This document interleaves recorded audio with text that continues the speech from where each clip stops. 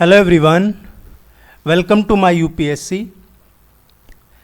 देखिए, जितने भी लोग यूपीएचईएससी एडवर्टाइजमेंट नंबर 51 का वेट कर रहे थे, अब उनके लिए एक अच्छी खबर है कि वैकेंसी आएगी।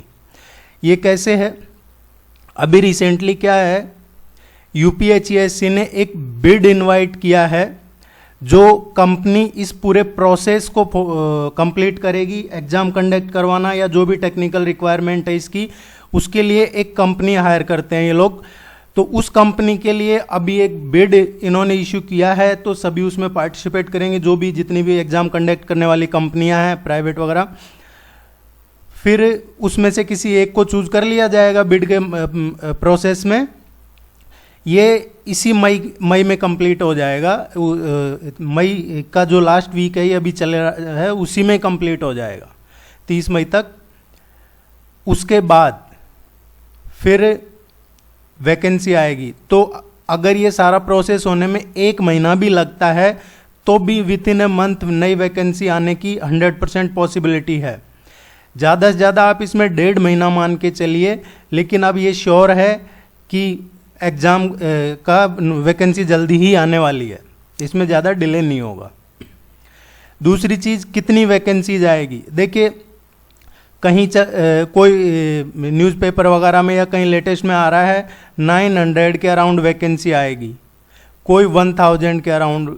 लेकिन आप जो प्रीवियस एडवर्टाइजमेंट था 50, उसमें देखोगे तो उसके टाइम पे जब वंदना त्रिपाठी थे उसमें यूपीएचईएससी में सेक्रेटरी, तो उन्होंने कहा था उस टाइम पे 4000 वैकेंसीज आएंगी।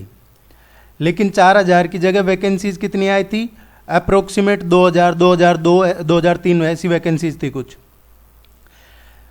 उन्होंने कहा था कि गवर्नमेंट इसको 2 पार्ट में निकालेगी। तो एक पार्ट में अगर 2000 निकाल दिए हैं तो अब ये जो दूसरा पार्ट है इसमें भी 2000 आनी चाहिए।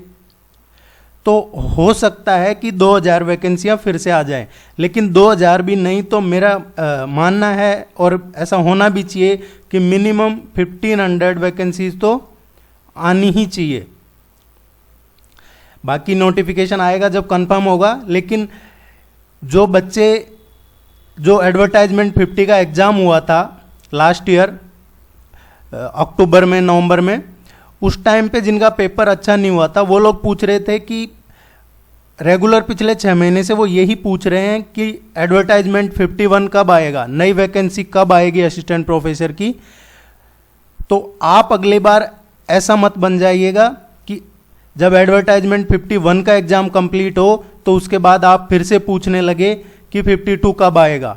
इसलिए यही राइट टाइम है, विदाउट एनी डिले, बिना नोटिफिकेशन का वेट किए आप अभी प्रिपरेशन शुरू कर दीजिए। ये कंफर्म हो गया है, गवर्नमेंट ने बिड निकाला है, तो कंफर्म है कि वैकेंसी आएगी। और भी कोई डाउट है आपके? इसका अभी फॉर्मली शुरू कर रहे हैं आज से। आप चैनल को सब्सक्राइब कर लीजिएगा अगर जिन्होंने चैनल सब्सक्राइब नहीं किया है।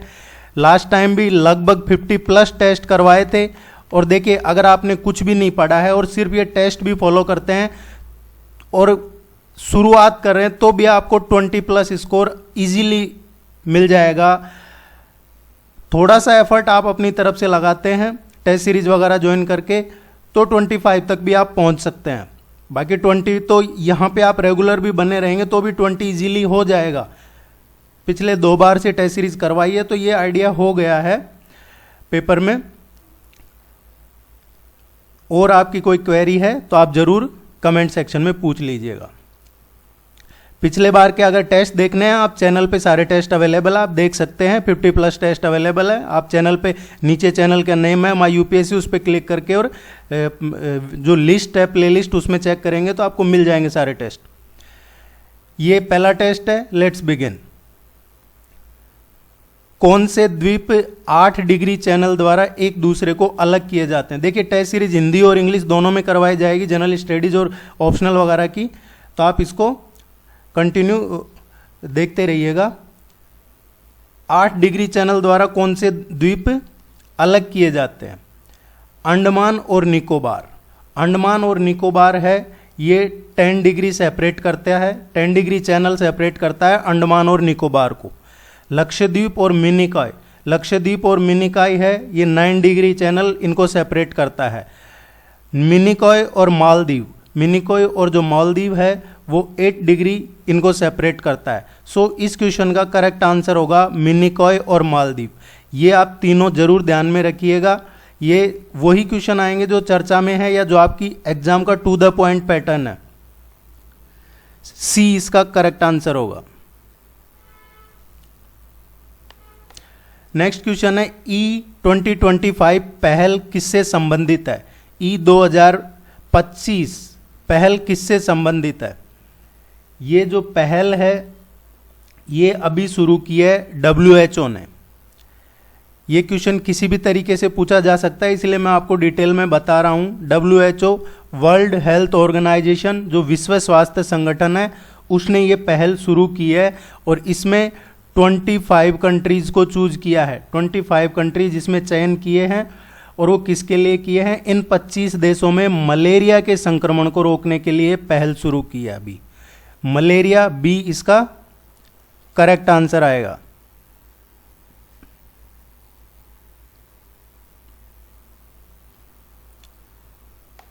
हाल ही में यूं सुक योल निम्न में से कहां के राष्ट्रपति के रूप में अपना कार्यभार संभाला है?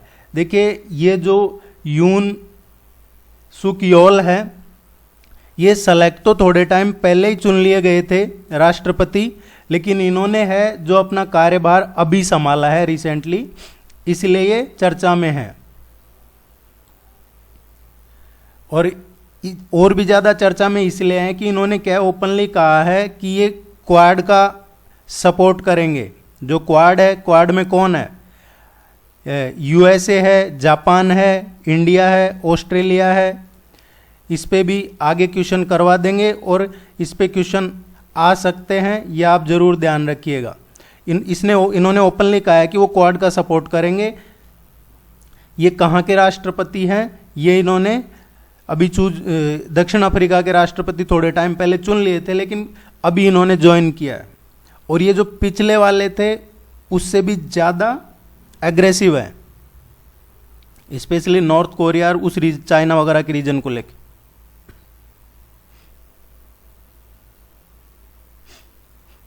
पृथ्वी दिवस, अर्थ डे, अर्थ डे पृथ्वी दिवस के संबंध में निम्नलिखित में से कौन सा कथन असत्य है? देखिए पिछले बार मैं जब भी आपको कोई टेस्ट सीरीज वगैरह करवाता हूं तो ये जरूर हमेशा बोलता हूं क्वेश्चन को अच्छे से पढ़ना है।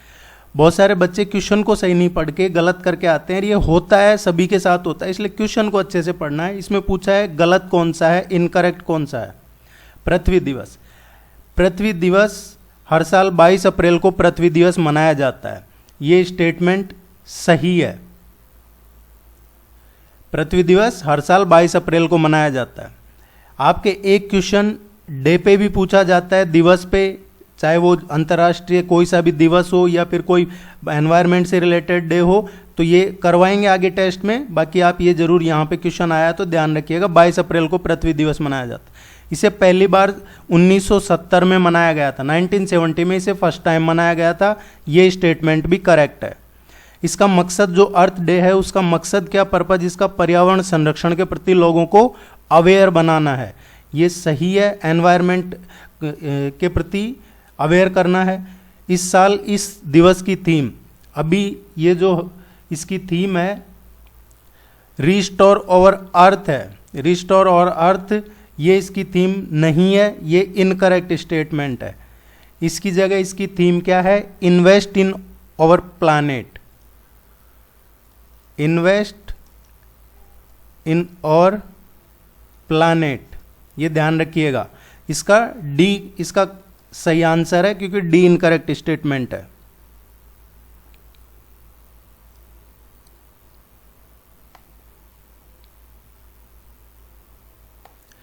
निम्नलिखित उत्पादों में से कौन सा उत्पाद पेंटियम ब्रांड नाम से बेचा जाता है? पेंटियम ब्रांड नाम से कौन सा उत्पाद इनमें से बेचा जाता है? देखिए ये काफी फेमस है, पेंटियम माइक्रो प्रोसेसर, डी इसका करेक्ट आंसर है।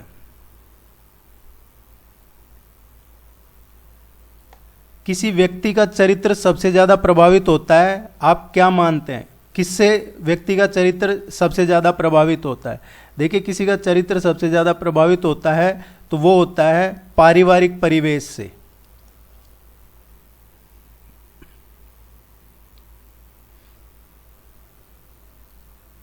आपके जितने भी टॉपिक हैं सिलेबस में वो सारे कवर हो जाएंगे। निम्नलिखित में से किस गवर्नर जनरल को भारतीय प्रेस का मुक्तिदाता कहा जाता है? गवर्नर जनरल को भारतीय प्रेस का मुक्तिदाता कहा जाता है। इसका जो करेक्ट आंसर आएगा ये आएगा सर चार्ल्स मेटकॉफ। ये भारत के गवर्नर जनरल रहे थे। कब? ये रहे थे 1835 से और 1936 के बीच में। 20 मार्च 1835 से और ये रहे हैं 4 मार्च 1936 तक। 20 मार्च 1835 से 4 मार्च 1936 तक ये गवर्नर जनरल रहे हैं। इन्होंने ही प्रेस को कंप्लीट पूर्ण स्वतंत्रता दी थी, इसलिए इनको भारतीय प्रेस का मुक्तिदाता भी कहा जाता है।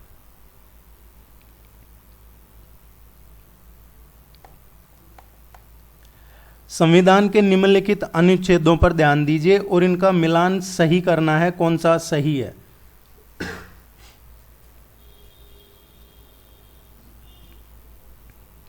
आर्टिकल 72। आर्टिकल 72 में क्या है? पार्डन पावर्स हैं राष्ट्रपति की। जैसे किसी को फांसी की सजा दे दी, राष्ट्रपति उसको माफ कर सकते हैं फांसी की सजा को। ये आर्टिकल 72 में राष्ट्रपति की जो पार्डन पावर्स हैं, क्षमा शक्ति है, वो है।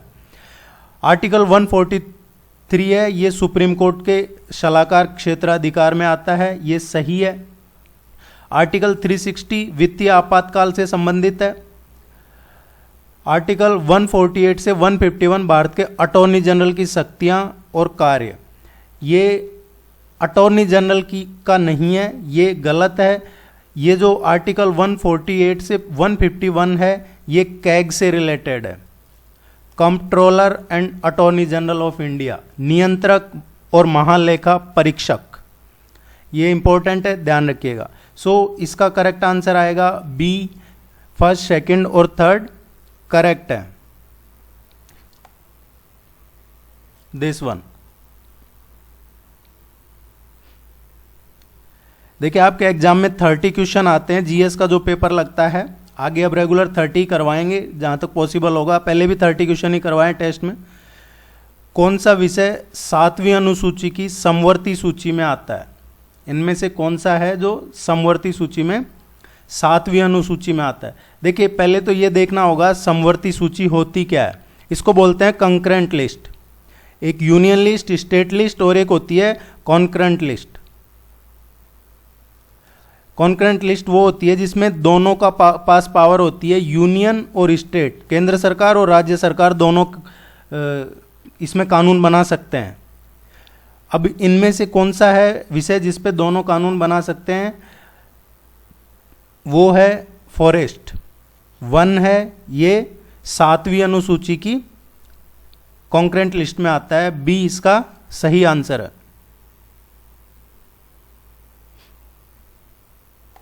हाल ही में निम्नलिखित में से किस राज्य ने कैदियों के लिए एक जीवहाला योजना शुरू की है? देखिए, ये अभी रिसेंटली कैदियों के लिए जो जीवहाला योजना शुरू की है, ये इसमें क्या होगा इस स्कीम के में कि जो भी जेल में बंद हैं उनके लिए 50,000 का एक क्रेडिट दिया है, लोन जैसा कर्ज। वो उससे क्या है कि उनके जो फैमिली मेंबर्स हैं उनके इलाज के लिए या बच्चों के एजुकेशन के लिए या कानूनी हेल्प के लिए उसको यूज में ले सकते हैं। और इसके लिए कोई गारंटी की ज़रूरत नहीं है, बिना गारंटी के 50,000 का ये क्रेडिट या लोन कर्ज दिया जाएगा। ये महाराष्ट्र गवर्नमेंट, इसके टोटल जो 60 डिस्ट्रिक्ट्स हैं महाराष्ट्र के, 60 जेल हैं, उनमें लागू किया जाएगा। ये इस तरह की पहली स्कीम है देश में, ऐसी पहले कोई स्कीम नहीं आई थी, ये पहली स्कीम है। नेक्स्ट, लॉर्ड रिपन ने हंटर आयोग का गठन किस लिए किया था? लॉर्ड रिपन ने हंटर आयोग का गठन किस लिए किया था? देखिए, हंटर आयोग का गठन किया था एजुकेशन रिफॉर्म्स के लिए, भारत में शिक्षा में सुधार के लिए लॉर्ड रिपन ने ये गठन किया था। अब ये किया कब था? ये 3 फरवरी 1882 को 3 फरवरी 1882 को किया था। और ये किसकी, इसके अध्यक्ष कौन थे जो एक कमीशन का गठन किया था? उसके अध्यक्ष थे विलियम हंटर इसके अध्यक्ष थे। इनकी अध्यक्षता में शिक्षा आयोग का गठन किया था।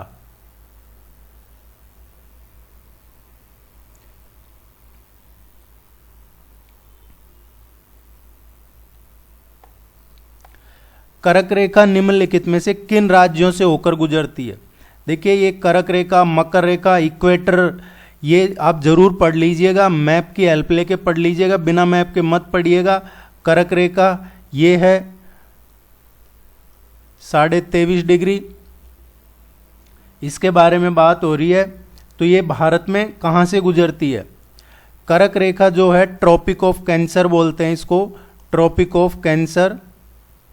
ये जो इंडिया में है ये निकलती है गुजरात, राजस्थान, देन मध्य प्रदेश के बाद Chhattisgarh, then Chhattisgarh Jharkhand, West Bengal, then West Bengal फिर त्रिपुरा और फिर मिजोरम।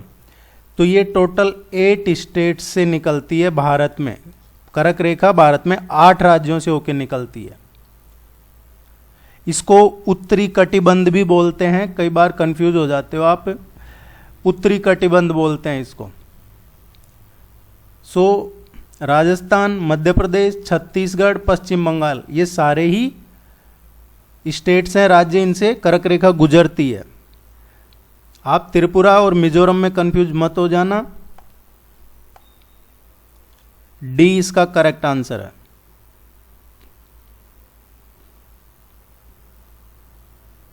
राज्य लोक सेवा आयोग के अध्यक्ष और सदस्यों को पद से कौन हटा सकता है? देखिए, ये बात हो रही है स्टेट पीएससी की। जो स्टेट पब्लिक सर्विस कमीशन है उसके जो चेयरमैन है या उसके जो मेंबर हैं उनको कौन हटा सकता है? देखिए, जो इनके चेयरमैन या मेंबर हैं उनका अपॉइंटमेंट कौन करता है? इनका जो अपॉइंटमेंट है, अपॉइंटमेंट करते हैं वो गवर्नर करते हैं, राज्यपाल। लेकिन इनको हटा कौन सकता है? प्रेसिडेंट, राष्ट्रपति इनको हटा सकते हैं, राज्यपाल नहीं हटा सकते। सी इसका करेक्ट आंसर आएगा। हटाने का अधिकार प्रेसिडेंट के पास है।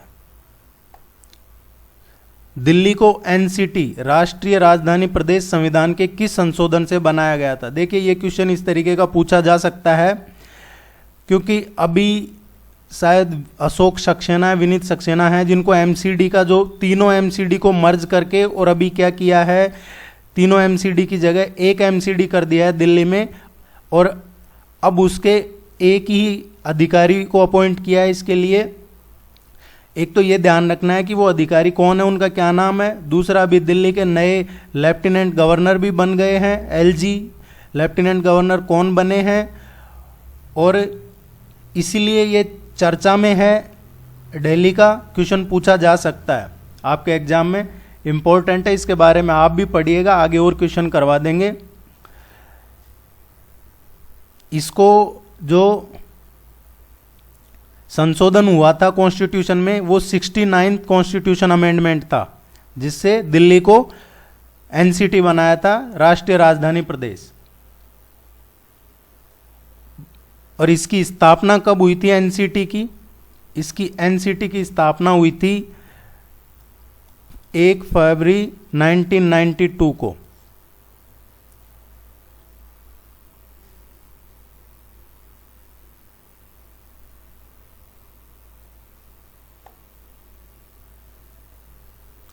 विश्व जैव विविधता दिवस कब मनाया जाता है?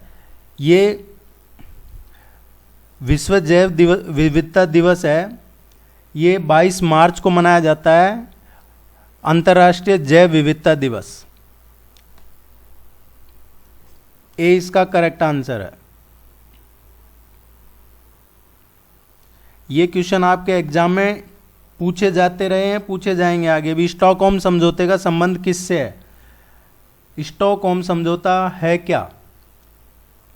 देखिए, पहली बात तो जो स्टॉकहोम समझौता है ये एक परमानेंट है, परमानेंट समझौता है, स्थायी समझौता है। और इसका उद्देश्य क्या है? जो कार्बनिक पोल्यूशन है उससे एनवायरनमेंट को प्रोटेक्ट करना। सो इसका करेक्ट आंसर आएगा स्थायी कार्बनिक पोल्यूशन से पर्यावरण को सुरक्षित रखना। ये कब हुआ था, कहाँ हुआ था, ये जरूर आप पढ़िएगा, बाकी नेक्स्ट टेस्ट में मैं करवा ही दूंगा। कभी कभी समाचारों में देखा जाने वाला UNSCR, ये सिक्योरिटी काउंसिल से रिलेटेड है, यूनाइटेड नेशन की जो सिक्योरिटी काउंसिल है, इसमें 1540 का प्रस्ताव, ये रिजोल्यूशन 1540 का प्रस्ताव किससे संबंधित है? ये यूनाइटेड नेशन की जो सिक्योरिटी काउंसिल है उसमें ये रिजोल्यूशन आया 1540, ये किससे संबंधित है? ये चर्चा में रहा है, ये संबंधित है सामूहिक विनाश का हथियार।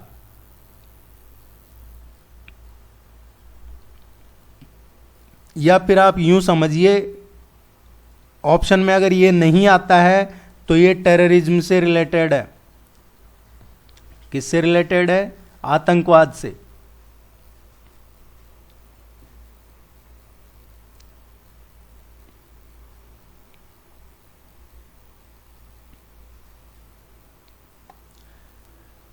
भारत का पहला अंतर्राष्ट्रीय वित्तीय सेवा केंद्र निम्नलिखित में से कहाँ स्थापित किया गया है?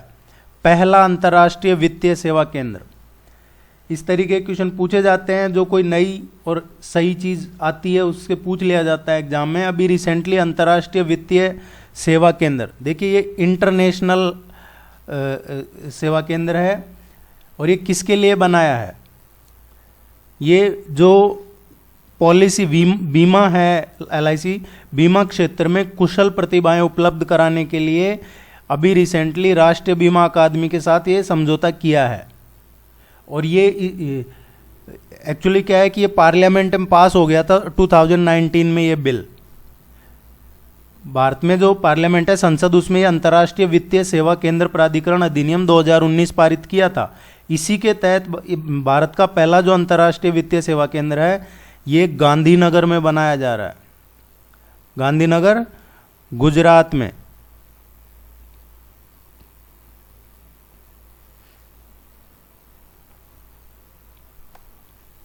नेक्स्ट क्वेश्चन देखते हैं। निम्नलिखित में से किस संगठन ने स्पेशल 301/2022 रिपोर्ट जारी किया है? ये स्पेशल 301/2022 रिपोर्ट किसने जारी किया है? इनमें से भी रिसेंटली अभी ये यूनाइटेड स्टेट्स ऑफ अमेरिका ने का जो ट्रेड यूनियन है उसने जारी किया है। इसको बोलते हैं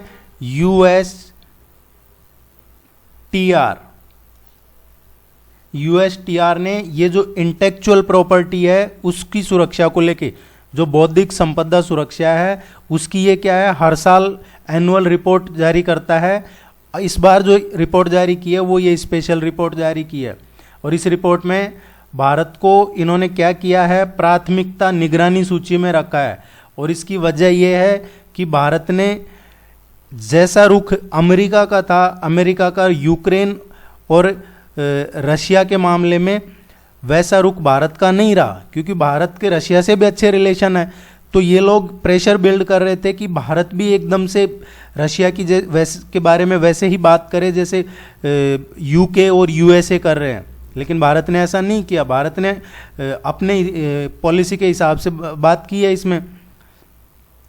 इसलिए इन्होंने ये रिपोर्ट जारी की कि भैया भारत को भी निगरानी सूची में रखो। इसमें China, Russia, Indonesia, Argentina, Venezuela ये प्राथमिकता निगरानी सूची में है।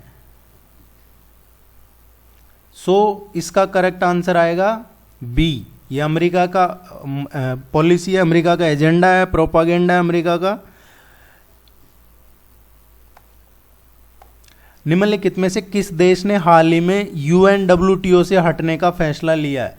कौन से देश ने? देखिए, आपने सुना होगा यूनाइटेड नेशन की जो ह्यूमन राइट्स काउंसिल है उससे रशिया को निकाल दिया। रशिया ने कहा कि हम तो वोटिंग होने से पहले ही हट गए थे, अब रशिया को पता लग गया होगा कि ये जो मिलके सब वोटिंग करवा के और UNWTO से भी वोटिंग करके हटा सकते हैं, तो रशिया इससे पहले ही हट गया है। वर्ल्ड ट्रेड ऑर्गेनाइजेशन जो ये यूनाइटेड नेशन का है, संयुक्त राष्ट्र विश्व पर्यटन संगठन, टूरिज्म ऑर्गेनाइजेशन एक्चुअली ये, इससे हट गया है। सो इसका करेक्ट आंसर आएगा रूस इससे हट गया है संयुक्त राष्ट्र विश्व पर्यटन संगठन से। ये इसका हेडक्वार्टर कहाँ है UNWTO का? इसका जो हेडक्वार्टर है ये है स्पेन में। स्पेन में कहाँ? मैड्रिड। मैड्रिड शहर है स्पेन में, वहाँ पे है। इसकी स्थापना कब हुई थी यूनाइटेड नेशन WTO की? 1975 में हुई थी इसकी स्थापना। सो आज इतने ही क्वेश्चन हैं। नेक्स्ट में 30 क्वेश्चन से शुरू करेंगे। आपको बताना भी था कि आप अभी प्रिपरेशन शुरू कर दीजिए आपकी, वेट मत कीजिए वैकेंसी का। गवर्नमेंट ने बिड इशू कर दी है एजेंसी के लिए, तो विद इन ए मंथ और 1-1.5 महीने में आपका नोटिफिकेशन आ जाएगा। All the very best, good luck, thank you very much. Subscribe जरूर कर लीजिएगा चैनल को। Thank you.